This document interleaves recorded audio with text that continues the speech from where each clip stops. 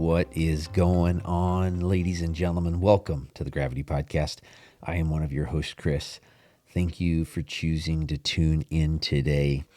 Hey, folks, this is going to be a first. I'm actually having to process. I don't want to misspeak. I think it is. This is going to be a first that I've had a chaplain on the episode.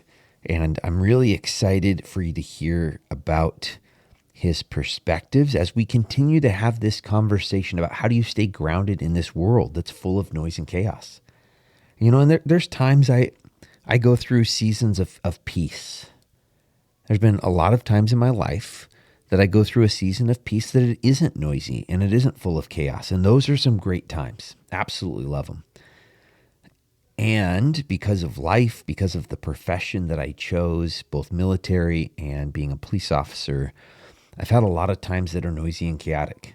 And Jim Hopper, chaplain, author, we connected during this episode. There was a lot of great things that we discussed. And I already knew this, the fact that chaplains experience the same trauma and loss that we do. But hearing it from Jim, hearing both the joys of the job, of coming out and supporting families and supporting fire and police in doing the work that he did, how much that meant to him. And then, as I think the words we used was, and then all of a sudden he got bit. All of a sudden he realized that it was starting to impact him. He actually shares it was on the golf course. He was on the golf course. Something happened. He had a reaction within him and he realized, oh, wow. And he walked off the golf course and told his friends to return the clubs to his house. So I'm excited for you to hear from Jim Hopper and about his book, Beyond the Sirens. But before that, folks, I want to talk about a place that really was the reason I even know who Jim is. It was, a couple years ago now, a little over a year and a half, I guess, that I checked myself into Deer Hollow, a PTSD recovery center in Draper, Utah. And it was a pretty dark time for me, folks. I was not in a good way, really struggling with death, with child abuse, and with me misusing alcohol as a piece of all that. And as I showed up to Deer Hollow, or actually as I was there for a little bit, I got a roommate, this guy named Tall Tim Sears. He was a guest here on the Gravity Podcast a number of episodes ago. And it was through my relationship with Tim, as we supported each other at Deer Hollow, that I got connected with Jim Hopper. So I like talking about Deer Hollow, folks. They did some remarkable stuff for me. It wasn't easy. I'm not telling you that you should go there because it's going to be Candyland and lots of unicorns and leprechauns. It's not. It's super hard work.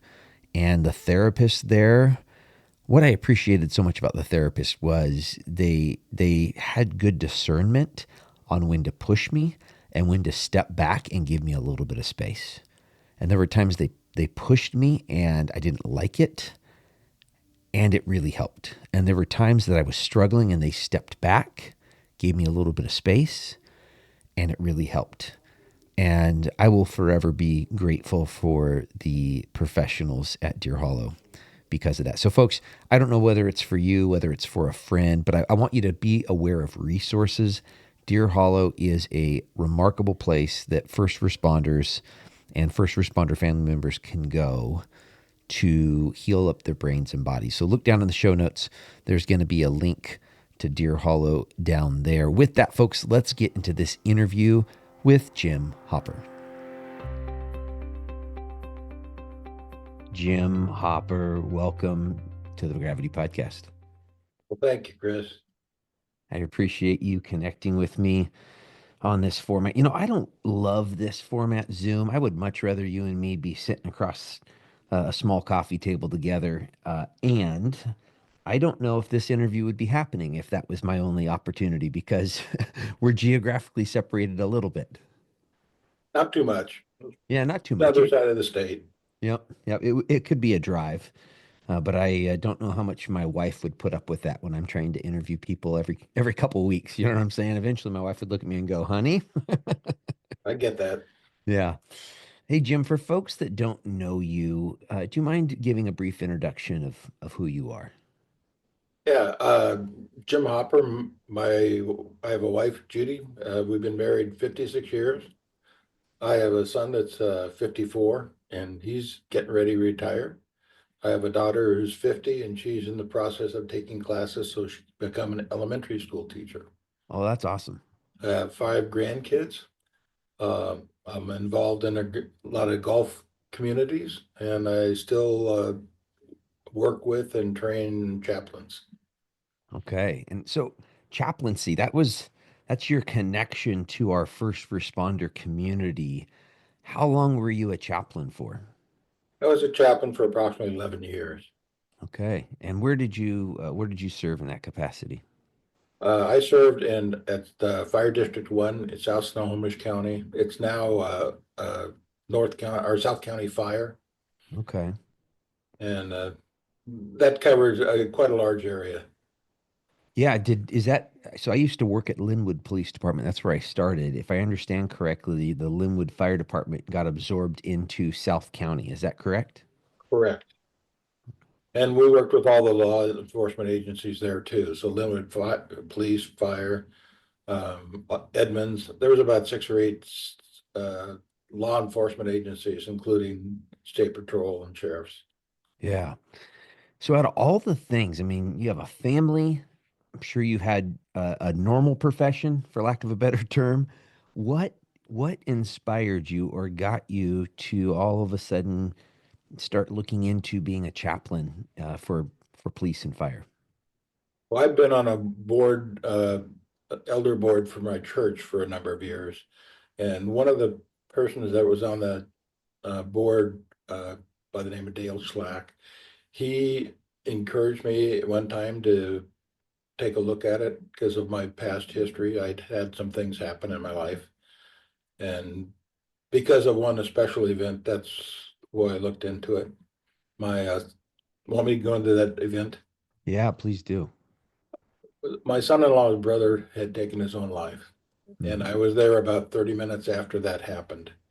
And present was his father, his brother, my son-in-law, and my daughter. And I felt totally hopeless. I felt yeah. useless. I couldn't think of anything to say. I couldn't get them to talk. For about 5 hours, they never said anything. They just looked at the floor. They wouldn't even look at each other, and it hurt. And to be that helpless for me was terrible. I'm like to fix things and I couldn't fix it. So because not having any knowledge in that, then when Dale asked me if I would be interested in doing it, I wanted to know more about what I could do. Yeah, yeah. So what was that next step as you started to learn more about what you could do? Well, the first thing is that the group that I was joining, and I was the first person that hadn't gone to seminary. I was not a speaking pastor or a pastor of a church. So all of that was new to the person that was in charge of the group, which was Support Seven. And his name was Ken Gatus. And he was unsure of me for quite a while. So he had me shadowing people for a couple of times, and then I started going on my own. And after about a year and a half, he decided that he would go ahead and send me to the Chaplain Academy down in Burien. Okay. And Well, that was my first official training. yeah. How long of an academy was that? I wasn't familiar with the fact that Burien sponsored a chaplaincy academy. It's 1 week. It starts at 7 in the morning. The last class is 10 o'clock at night. Oh There's wow. 32 different episodes in 6 days. Holy smokes. So they really expose you to well, let me ask the question because I haven't gone through that. What was that training like for you? Was it valuable? What was that exposure like? It was exposure. That's a good term for it. Because of it's very almost impossible to train somebody for what we do Mm-hmm. because nothing is ever the same. Mm-mm. And so every time you walk on scene, you have a different scenario that you're working with. The people are going to react differently. There's no way to actually have a cut and dry approach. You have to um, be very situationally aware of what's going on. And that's what I got most out of the classes and stuff. And it did have some protocols of fire scenes, police scenes, when not to go past the yellow tape and uh, stuff like that. Yeah, wow. And your description there of nothing, you can't prepare, you can't have a cookie cutter plan for how you're going to respond. I mean, that's the truth for fire, for EMS, for police. I would say for corrections, for our dispatchers. Every single time you step into your work, you don't know what it's going to be like because of the human factor. Because it's it's complicated, right? I mean, it sounds like the Right. chaplaincy, both in your training and then later in your experience, was the exact same thing. Yeah, well, one other thing that made it a little more complicated is the amount of information we would get. My pager would go off. Yeah. I would get either an F or an M for male or female. I would have an age. I would have the reason that I'm being called out, which would be just a couple of letters. F for fire, UA for unattended, and a couple other different ones, notifications and stuff, just an N. And then I would have an address. That was it. And for all my listeners that are in that first responder community, unattended means something to them. But for any listeners that maybe don't have that experience, what does those initials and that title mean? Good question. The unattended refers to there's no doctor present. And so there's no doctor to sign off on anything. It's just there's no authority from medical authority there. So usually someone's died in their home. They're not in a nursing home that a doctor can preside over. Maybe they are in a nursing home, but there's no doctor there, but there's some kind of aspect like that. Correct. Yeah. Yeah. I my first 6 days at Linwood, fresh out of the academy, I had three unattended deaths. And I remember walking away from those first 6 days of work going, holy smokes, people die all the time. Now, I don't think I had any for a month or two after that. You know what I'm saying? So it was just the perfect storm. And I'm not saying that in a good way, although I don't think it bothered me at first. I think when I first started the job, I was fascinated in investigating to make sure that we at least could communicate to the family or leave the family with some peace of mind that nothing foul happened here. People weren't doing anything evil. This is just a natural cause of death. But eventually, it weared on me. I don't know what was that experience like for you in getting because you were getting exposed to death and trauma at just a volume so much more than all of your friends that have no connection to the first responder community. I tried not to talk too much about it with them. Yeah. Uh, I was amazed with what happened, how we were able to come alongside people. Because of what happened with my son-in-law, I just never wanted anybody to go through something like that alone. If Yes. you could be there to help and do a few things and maybe give them some guidance, um, if they want something like that, it made all the difference. We were there. I would just be on call for I mean, maybe 3 to 4 hours with the families. Wow. Yeah, we had a over here in the Tri Cities, our chaplaincy programs. We had one that was attached to the fire service. We still do, and I'm friends with the gentleman that has organized that. But then in our police department, we would also have a chaplain. So it was kind of this separated thing, and that was a unique position because sometimes that chaplain, depending on the person and the time, would focus just on the officers. They'd come out for ride-alongs and they'd be there just to support us. One of my childhood pastor, who I say I'm friends with, he's really a mentor to me.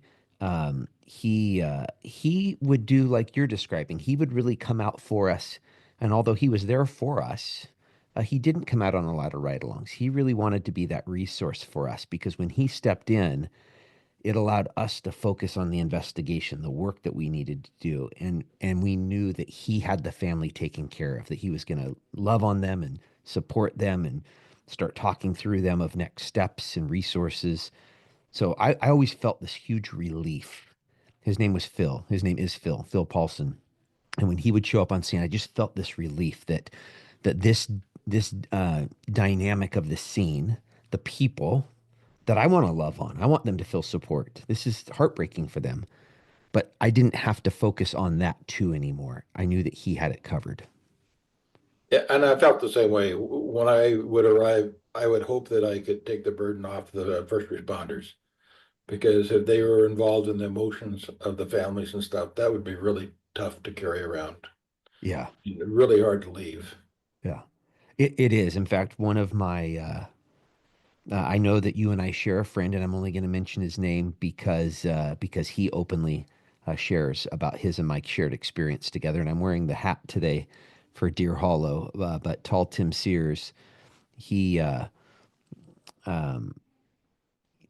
we met because I went and checked myself into a PTSD recovery center. And one of the last calls, in fact, it was the last death scene call. I almost didn't go to it, Jim.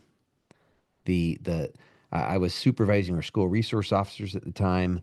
The call kicks out, and I remember thinking to myself, "Oh, I'm glad I don't got to go to that." And as I'm listening to the patrol officers answer up on the radio and give their location of where they're coming from, and I knew the closest firehouse. I didn't know if that was the ambulance that was getting sent, but I knew the closest medic, and I knew for a fact I was closer by at least a minute. And we know the chain of survival, early CPR, early defibrillation. I mean, that's what, is going to give someone a chance to survive. And, uh, and I, all of a sudden, I mean, this was like milliseconds that all this is going through my mind of, oh, I don't have to go to this. No one will ever know. And it was just because of so much death had built up on me. It hurt for me to go to these calls. It physically hurt. And finally, I sucked it up and went, you know what? I can't live with myself if I don't go to this. So I flipped on the lights. I got there. The gentleman had rigor and lividity, so I didn't start any type of work. But I had this really sweet moment with his wife. She was probably about 85 or 90, and I had this sweet moment with her that I held her. It was no more than like 20 seconds that I just put my arm around her and held her before the family showed up, before her grandchildren showed up. And then I stepped out of it. It's a complicated thing for me because I have this sweet moment, this sweet memory where I carried her grief. It was for 20 seconds. That's it. But I helped carry her grief. Now, as I walked out the door, I thought to myself, tonight's going to be an alcohol night. Because at the time, I was really struggling with this stuff. And unfortunately, I was misusing alcohol to cope with the volume of death and child abuse that I had seen. So it's a complicated thing for me because, again, I feel privileged that God put me in that time and that place to help this woman. And that is a happy moment. The stuff that happened on the front end where I almost didn't go, and then the back end, me going home that night and drinking a bunch of alcohol, is kind of the bitter portion of the bittersweet. It kind of sneaks up on you. It it just adds a little bit more each time, and eventually you get something you can't pull around anymore. Yeah. I saw that the guys would never speak of it. They were pretty quiet, and but it was there. Yeah. And if that's kind of why I ended up writing the book that I did. It was as a result of a battalion chief giving me a task of, he wanted me to do something on PTSD. And I asked him what he had in mind, and he said, well, something about 15 minutes, do it before one of our training sessions. And I didn't know how to respond to him. I thought he was kidding at first because I said, 15 minutes, they can't even get their coffee that fast. And he says, we'll see what you can do. And so what I did is I went to a couple of different fire stations, and the first one I went to was Station 10. And I asked them, I told them what my challenge was, and I said, what would you guys like to know? And we're sitting there with the lieutenant at the table, and he says, we don't know what you do. And I'd been working there for a number of years already, but the more I thought about it is they leave when I get there. So they're Yes. wrapping up and they don't hang around to see what we do. But they are kind of, in a sense, they felt like they were abandoning the families, is what they told me. Okay. And then they brought up, or he brought up one incident about a young person had taken their own life. And he says, what happened after we left? So I took him through what happened, the resources we had available, who we got to help the family, and the follow-up that was done. And I could see him, like, hang on a second here, of Yeah. all the time.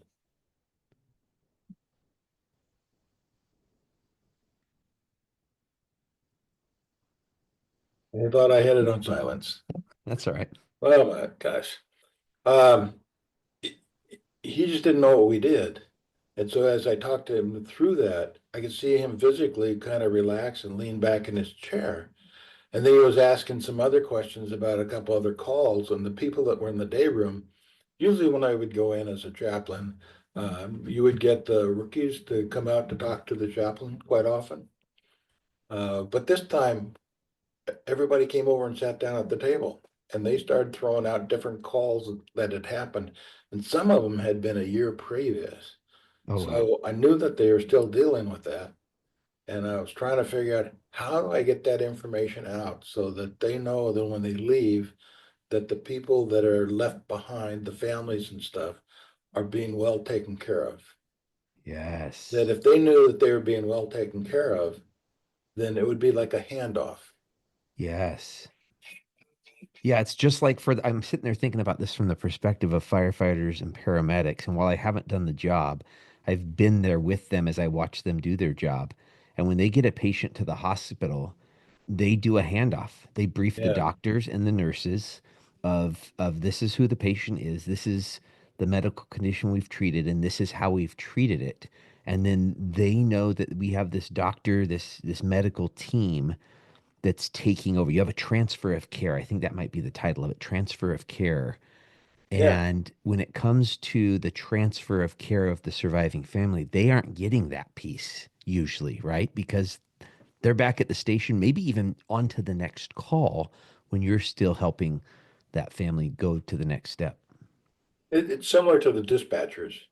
So Oh, if we would yes. have somebody helping with CPR, a dispatcher, I would usually go by afterwards to tell them what happened because they're left with the person on the floor and the crews are arriving and then they're off of it.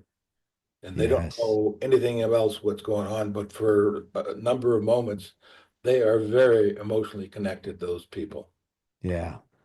Yeah. I was just training a group of dispatchers last week.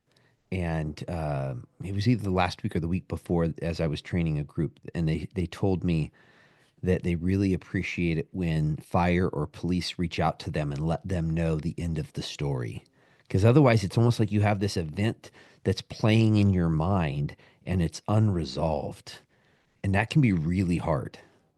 It is, even one way or the other, they need to know. And so Yeah. I would quite often go by the dispatchers and talk to the person that was doing the CPR. Wow. That's amazing. And quite often I would ask the family, I said, is there something you want me to tell them? And they would Oh, usually give a pretty nice message for the whoever was helping them with the CPR or whatever it was. yeah.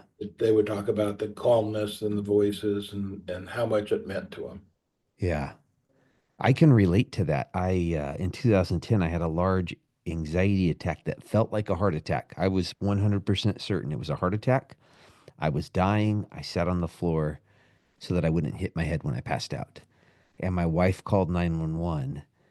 And long story short, it was anxiety, not a heart attack. But the gratitude that I felt towards the dispatcher that I knew, someone who I work with, right? Someone who I care about, that took that call, that knew it was me, but still professionally handled it, walked my wife through it, got me fire, got me police. Um, yes, immense gratitude. And again, I think that's good for both the family because they get the opportunity through you to express their gratitude. And again, I think it's really good for our dispatchers to hear as well. Yeah. If they saw how the families were after we left, that would help them, I think. Yeah. Let's get into your book, Beyond the Sirens. Jim, I'm gonna make a little confession to you.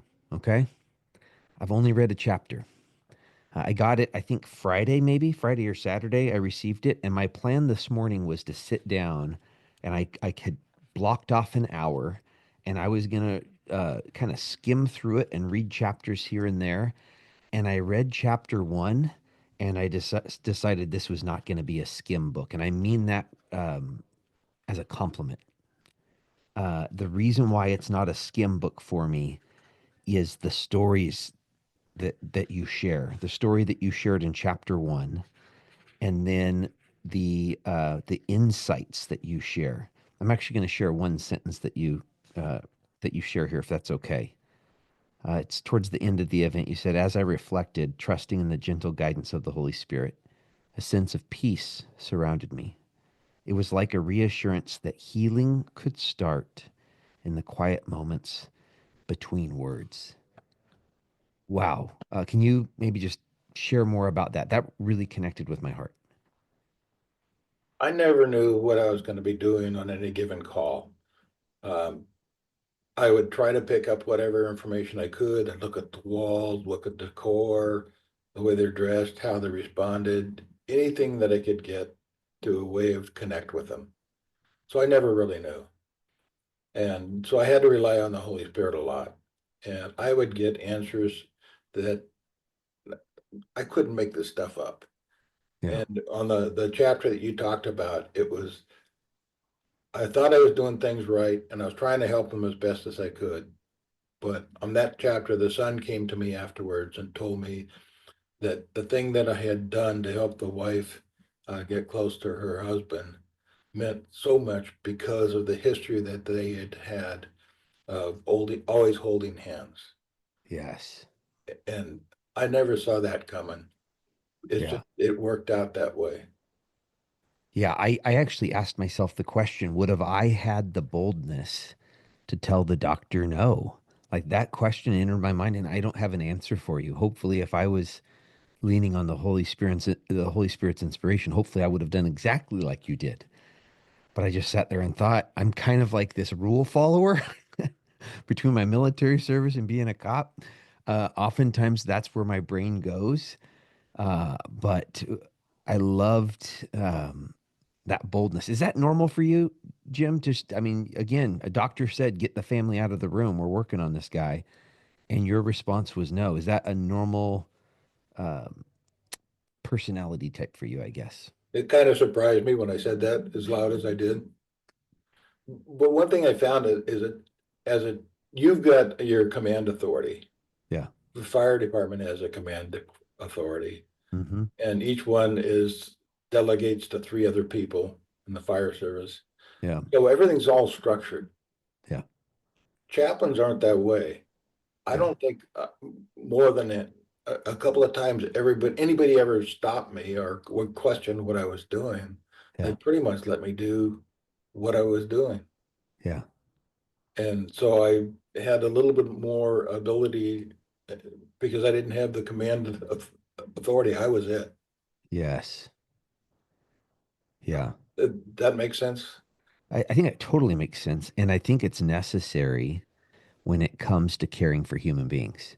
We need structure and we need chain of command within these first responder jobs. We really do because there are times that bullets are flying or that lives are on the line, and we need whether it's battalion chiefs or captains or sergeants on the police side, we need people being able to make decisions and people listening with trust. You know what I'm saying? They trust each other that I'm going to listen to so and so right now.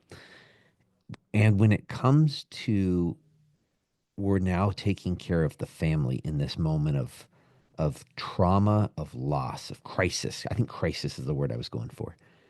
We need someone who's outside of that chain of command. And of course, the chaplains, they have to have good hearts and they have to have good heads, right? You can't just go around doing whatever the heck you want all the time. That would become a problem.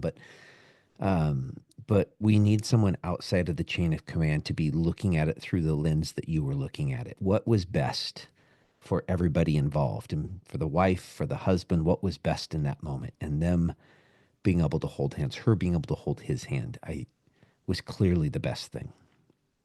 Yeah, and something you brought brings something else to mind is that we are by ourselves when we're there. Yeah. So when you leave a scene, you have the people that you're on scene with.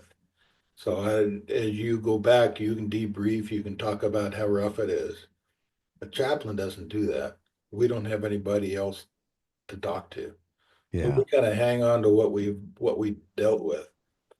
There's only been a few times where after a call that the crews would invite me back or ask me to come back.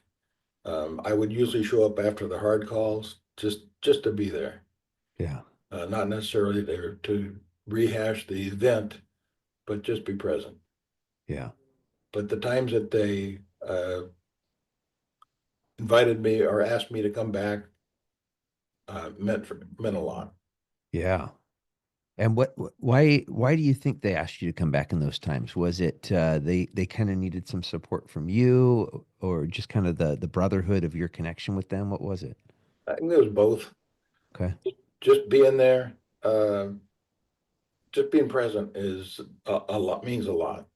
Yeah. It just letting them know that I care and that we're going through it together.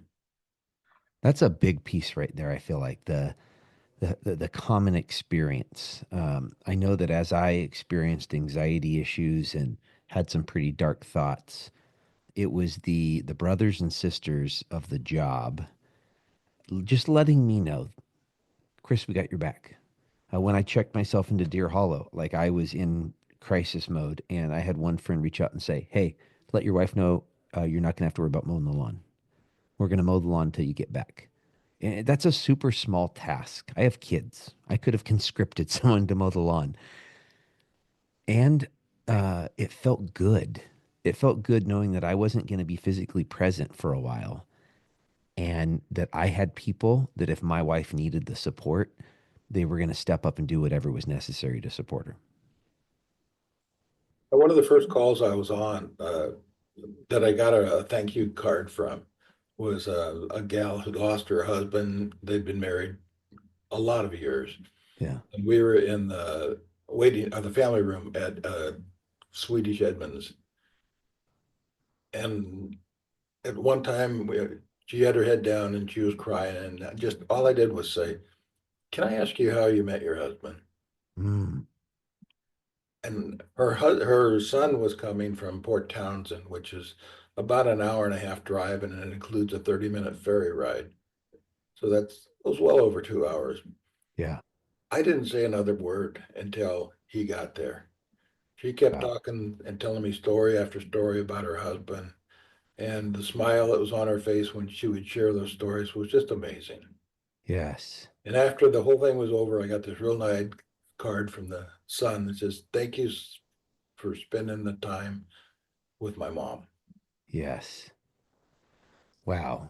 And what I hear there is, again, you carried her grief. You carried her grief for 2 hours, and you didn't. It sounds like you didn't say a whole lot. I You don't asked a said question. another word after that.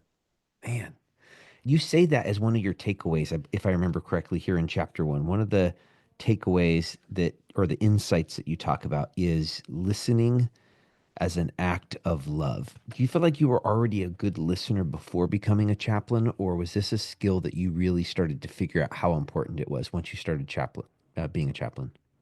I was very careful about body language and stuff. My other job kind of lent itself to being on the watch for how people are reacting and stuff. Yeah, So um, I had some training in it, but it was totally different application. yeah, yes. I had a similar experience where I was telling a 30-something-year-old that her husband had just died, and her parents were coming from Prosser, if you're familiar with where Prosser's at, so which is about 45, 50 minutes or so.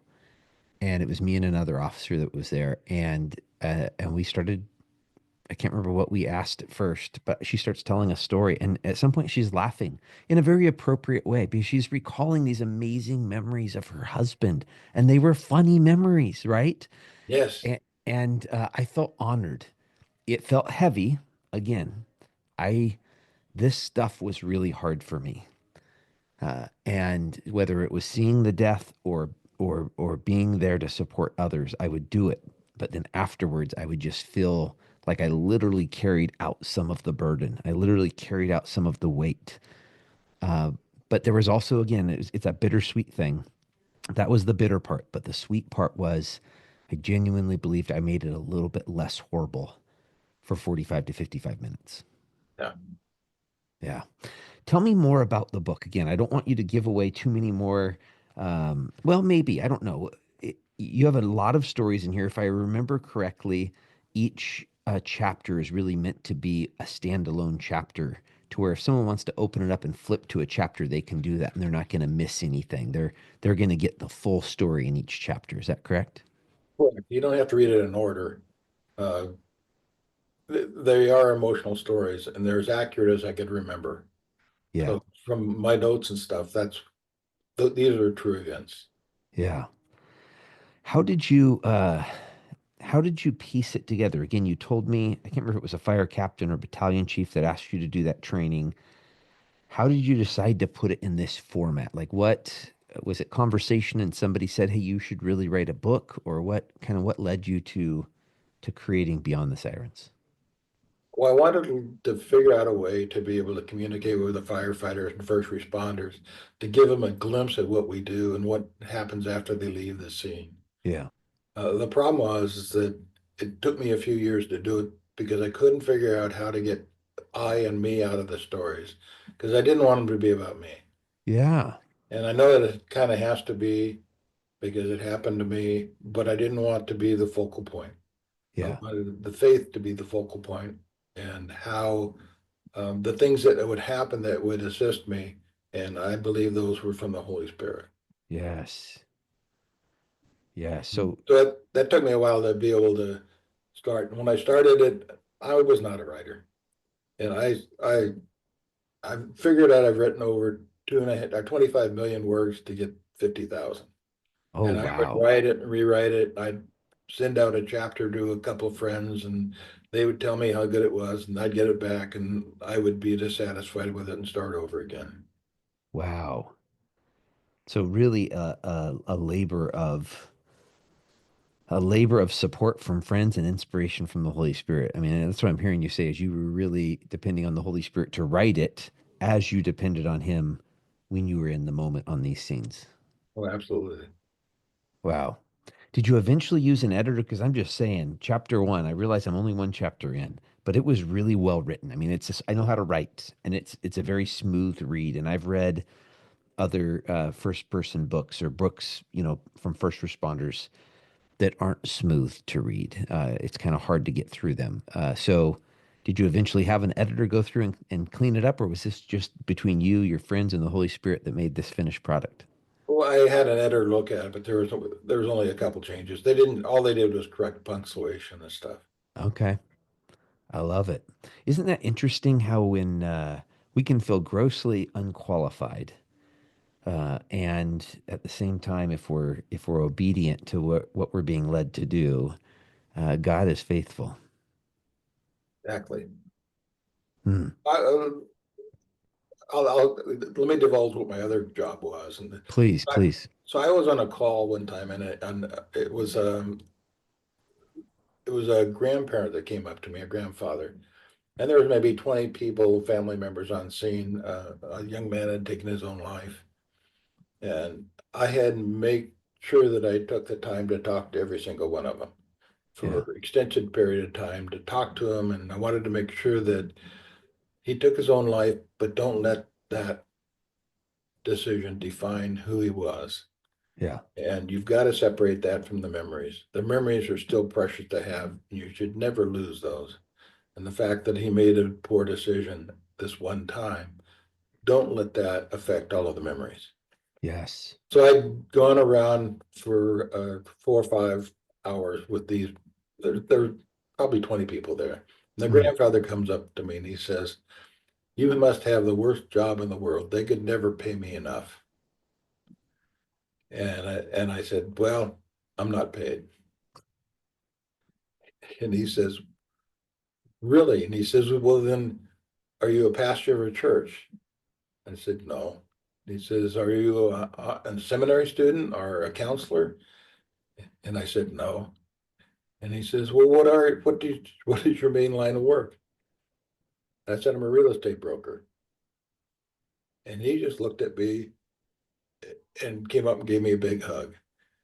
Mm, And he says, "What you have shared with has helped us so much. But what kind of training did you have?" And without even thinking about it, I said, "I think I was built this way. My mm, dad died when I was 9. I lost my mom at age 22. My yeah, wife had 5 miscarriages. My son-in-law's brother committed suicide. And there's a number of other things that affected me. And I yeah, remember those things. And the emotions and the experiences that I had have let me help others." yes. What did he say? He was in kind of shock when I told him I was a real estate broker. You know what? That makes sense though. You told me before that you had some I don't know if you used the word training or not, but just awareness of listening to people. And if you're going to be a good real estate broker, you gotta listen to other people. I've only had one bad well, no, that's not true. I guess I had two. What I would say unpleasurable real estate experiences. But then since then, I've had remarkable ones because I found great people that care about me and that want this home buying or home selling, because I've done both, experience to be best for me and my family.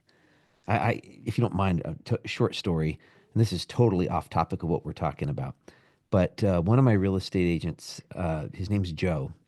He's retired now, and he promised my daughters that if they kept their room clean for all the showings and whatnot, he was going to give them $20 a piece. Now, them keeping their room clean was something I expected, but he said, "Hey, if you keep your rooms clean and if you keep the papers stocked out front in the sign, I'll give you each $20." And so they did it. They were hard little workers. Well, my wife was having a high risk pregnancy at the time, and there was just a lot of stress involved. There was a different realtor, different company that was kind of rude to her on the phone, and I just said, "We're taking the house off the market. Like, this is not the right timing. We don't need this. I don't need this added stress on my wife." And I called up Joe and said, "Hey, I need to take the house off the market. This is what's going on. This is what happened with this other realtor." Of course, he apologized. "Hey, I'm sorry that guy did that. He's not part of our company, but he's kind of gruff sometimes." He came over and he gave each of my daughters $20. I was like, "Joe, you don't need to do that. You're not making any money off this sale right now." And he goes, "I promised your daughters I was going to give them $20 if they kept their room clean and if they kept the flyers full. They did their end of the bargain." Now, of course, I went to Joe again when we finally did sell the house, right? But still, that was that personal touch of him caring. That I think that's the common of where I was going with the story. He cared about my family and he cared about my girls, and it just showed in the little things that he did. And that's what I try to do with the families and stuff. There were things that I would make phone calls for them. Yeah, I would usually ask them to wait for a few minutes before they make any phone calls until we could talk, because there's going to questions that are going to come up, and be able to bounce them off of me sometimes helped. yeah, But every story in there is meant to help first responders. They're Some are similar with what causes was, but everyone is different in the way that it came about, yeah, and I wasn't in control of that. yeah. What if you don't mind sharing? Obviously, listening was one that you talked about. If you could sum up within one or two more, what are other major insights that you learned through this experience of you serving as a chaplain? Everybody can get affected by PTSD. Yeah. So as chaplains, uh, I was on probably 1,000 calls. So that's either fire scenes or death scenes. And there's things that I saw that I could never unsee with Yes. children and other things. And I was part of the OSO team that was Mm, up there. I spent almost about 3 weeks up there in the field searching for the remains that were up there. yeah. And I ended up being in one of the holes digging around with other people because somebody wasn't there at the time. So this was part of the thing where nobody stopped at Chaplain. I just jumped into the hole and started helping. And Yeah. being part of recoveries like that, I thought I was doing pretty good. And they even brought out some people after all that happened from Sandy Hook to talk about PTSD and be there if somebody wanted to talk to them. Nobody did, including me, Yeah.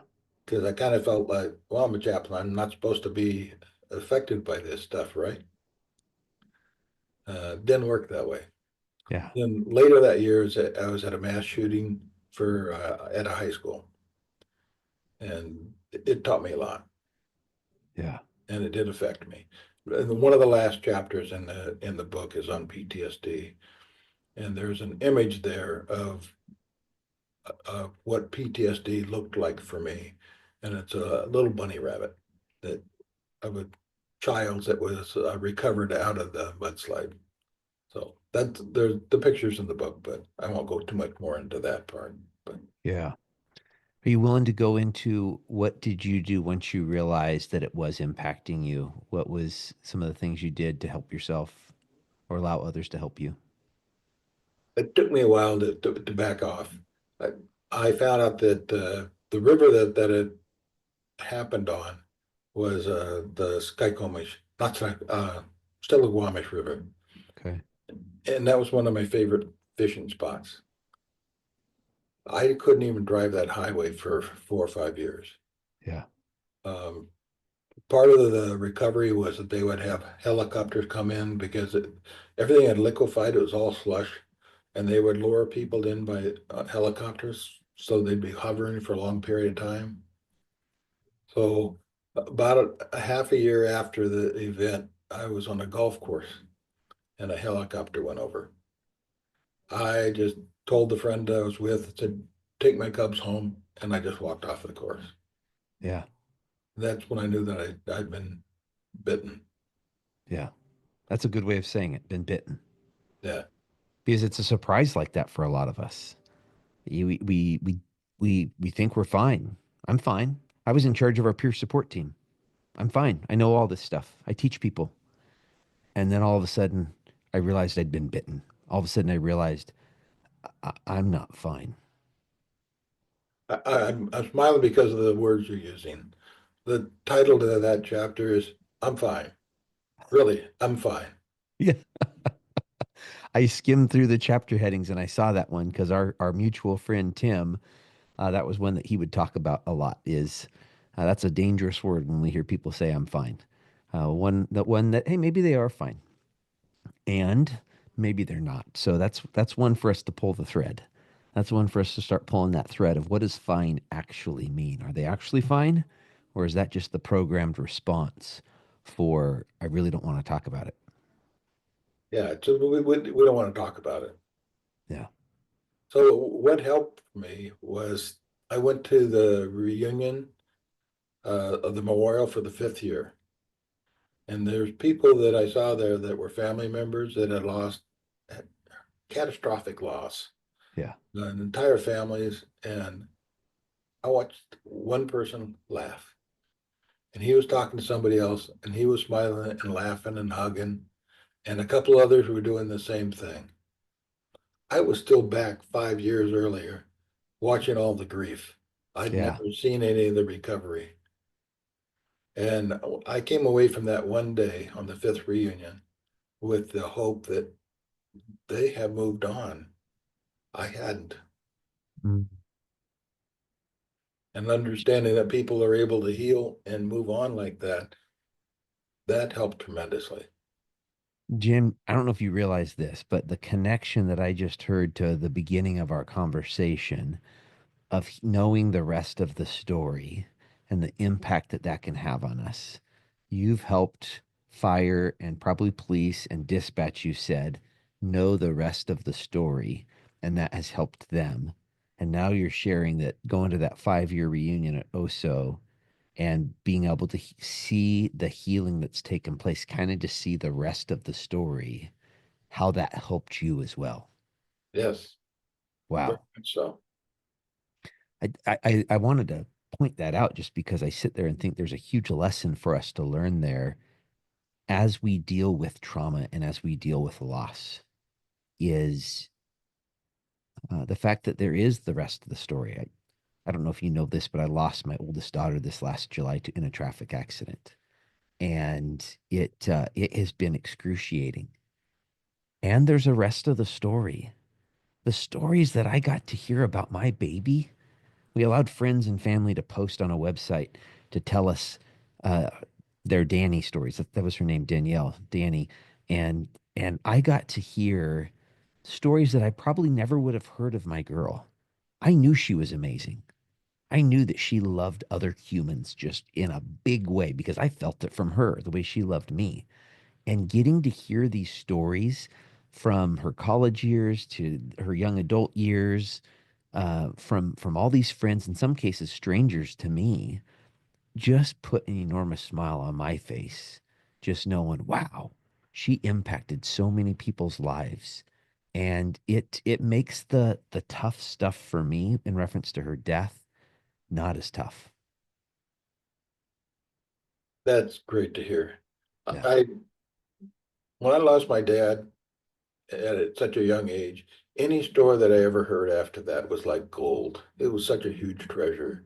yeah, And I would find out things throughout my whole life. My brother and I, when we get together, we still talk about what would have happened, what would we be like, what lessons would we have learned.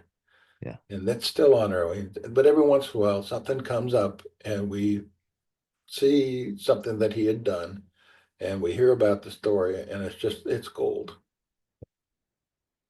Wow, Jim, I'm excited to get more into your book, even more than I was this morning. When I stopped reading it this morning and realized I'm not skimming this book, I'm reading this book, I was excited about our interview. And just as we've gone through this, I'm super excited to get into the rest of the book. If people want to pick up a copy of Beyond the Sirens, is it on Amazon? Is it on bookstores? Do you buy it on your website? What are the ways that people can get this in their hands? It's on Amazon. Most online sellers have it. Okay. Uh, it's too new to be on the shelf yet, but I'm hoping sometime that might happen. I love it. Well, I'll definitely have a link in the show notes for that. If people want to connect with you, if they want to ask you a question, do you have a website? What are ways that people can connect with you? I have a website that should be live in the next couple of days.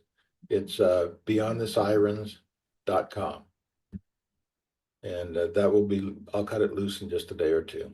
I love it. And is there a way for people, is there like a contact form or your email address that's on that website to where if someone wants to reach out to you, they There can? will be, my email address is jim@beyondthesirens.com. Well, that makes it super easy. Well, for the listeners, I'm going to make that even easier for you. Jim's email address, the website, and then a link to the Amazon book will all be down in the show notes. Jim, time is my greatest commodity. I can't make more of this stuff, and you give me a lot of yours, sir. Thank you. Thank you so much. Have a great day. Appreciate being here. What did you think, folks? What did you think about this interview with Jim? Man, man, I feel like I'm making friends all the time. And, I'll be honest with you, folks. The guests that I have here on the show, I don't stay connected with all of them because, well, there's just been a lot over the last few years. I think 4 years now. Wow. And, but I'm just honored because after these conversations, I really feel like I have a connection with another person that's just doing some great work. Most of the time in the first responder world, sometimes outside of that. And I really enjoyed this conversation with Jim. Folks, Jaimie and I want to hear from you. How are we doing here on the podcast? There's a few different ways for you to communicate back to us. First and foremost, please follow us on whatever podcast platform you're listening on. That will cause the next episode to come up in your dashboard. You can rate and review us. That will make our podcast more discoverable for other people. If you go to Apple or Spotify, there's 5 stars waiting on our main page, and we'd really appreciate a 5-star rating if we've earned those 5 stars, folks. If we haven't earned them, keep your stars. Instead, shoot me an email at chris@gravityct.com. Let us know how to make it better. maybe future Mighty Monday motivating ideas or guests for me to interview. Folks, we only get to live this life once. Let's go out and take care of the people in our tribes. Take care of each other. God bless.